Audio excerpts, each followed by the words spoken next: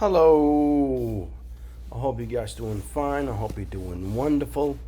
Um, this is a presentation late in the evening for a bullish case for the USD DXY using UUP, the ETF for dollar, and USD chart. Okay, let's start with the UUP, which is the DXY. Okay, so what happened yesterday? It's today. Oh God, yeah, it is Friday. Okay, what happened today is we found buyers at double measured move, which is really good. The more invisible is the place where the buyers gather is the better. And this area that you found buyers at, it is many things. First, it's an old price memory going back to 2020. Second, it's ABC. This is 127% Fibonacci extension from ABC. So that's old price memory, this blue ABC 127 Fibonacci extension. And also it is ABC.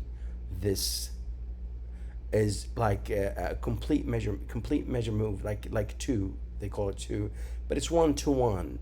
So it's three, at least five things. So I'm gonna go. I'm gonna talk about them one by one. Old price memory, double ABCs, good. Second thing, it is also a place where the buyers gathered in a weekly time frame, which represented, let's see, it represented 38 Fibonacci retracement from this low to this high, which is a perfect place for an end of a correction, especially a brief one. Okay, good. Another thing, it is the moving average, which is the 10-week moving average, or it is a 40-day period moving average. So it's a old price memory, a moving average, two moving averages, Fibonacci retracement, two measured moves. So this is a good case for a sharp bounce. Good. So let's talk about Ilia Wave. Okay. So what happened here? I believe this is 5 waves down, ended here. Then we have 5 waves up, which is A, and 5 waves down, which is B. And now we've finished 1, 2, and we're gonna start third of C, which is very powerful. And I believe it's gonna happen. If you can see the mini ones, the third wave here ended with the price action going out of the Bollinger Band, and also the fifth wave ended going out of the Bollinger Band, and also the second wave happened the same thing. So as far as the Bollinger Band theory study is concerned, now we are going through a mean reversion thing. So we're going to at least 2487 for the UEP, where the 20-day moving average is.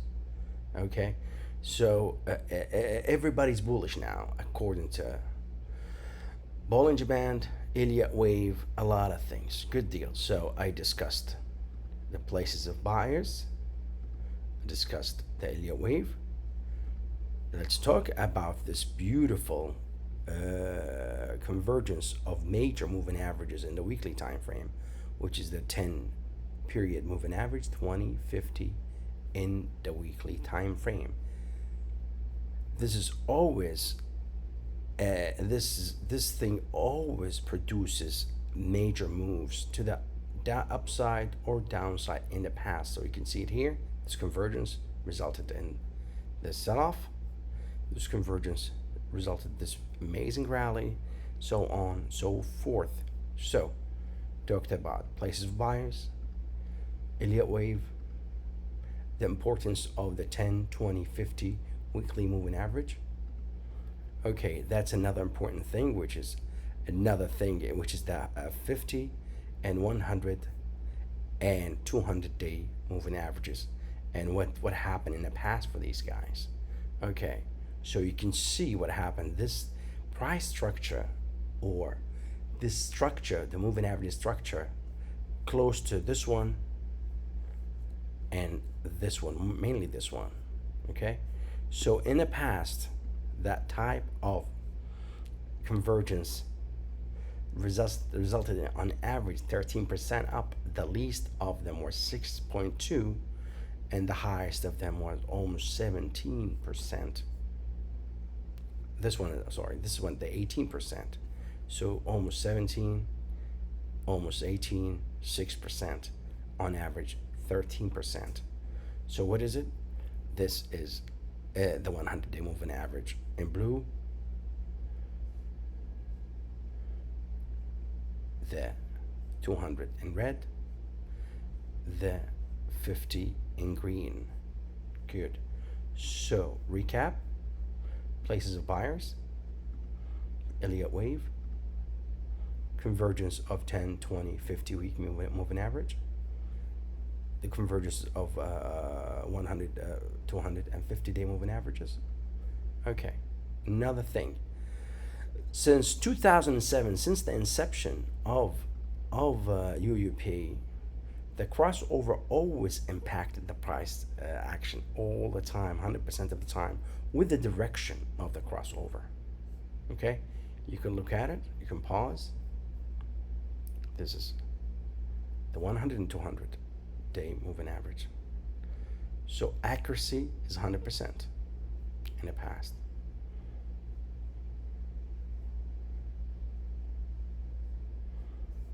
Okay, good deal.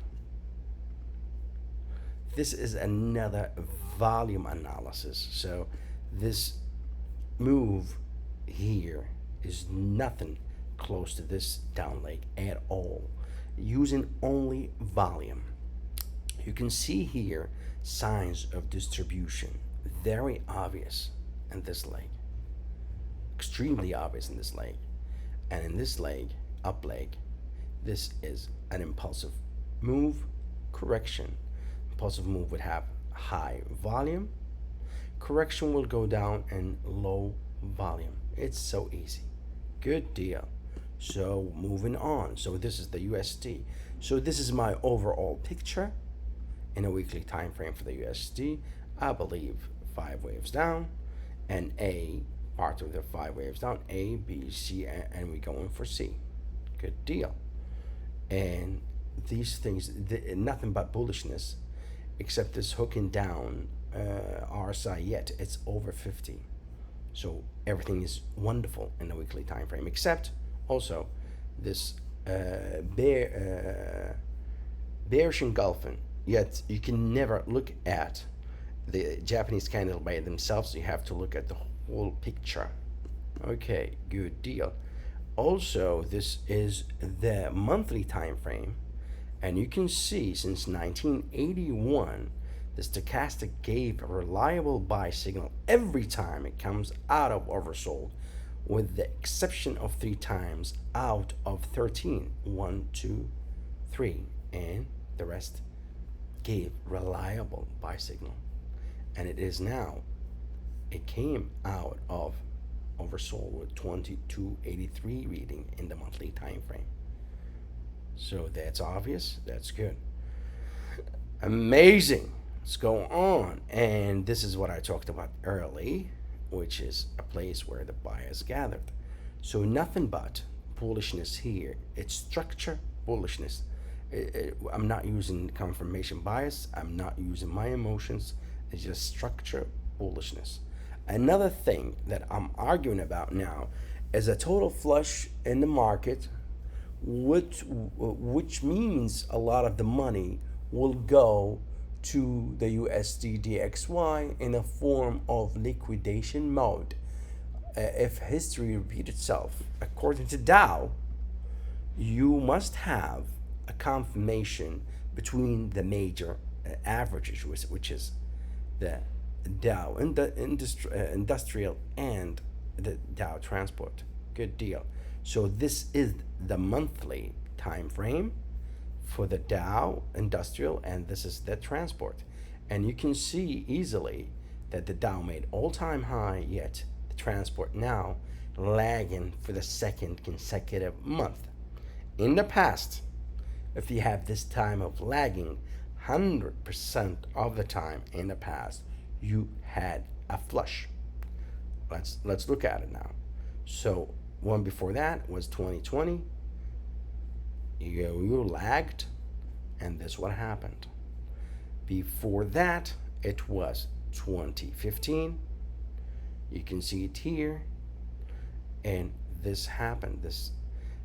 It was a manufacturing recession at that time, so 100% of the time, and usually the transport leads the market.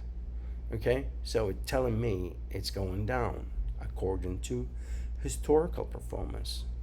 2008, the industrial did not confirm the transports, and it went down. On average, it is a month to 4 months before the flush happens. Okay, good deal. So what happened in 2000? The same happened in 2000. Lack of confirmation, and boom, what happened? So on and so forth. So what is the percentage? 100% of the time when you have this type of lagging, you will have a flush.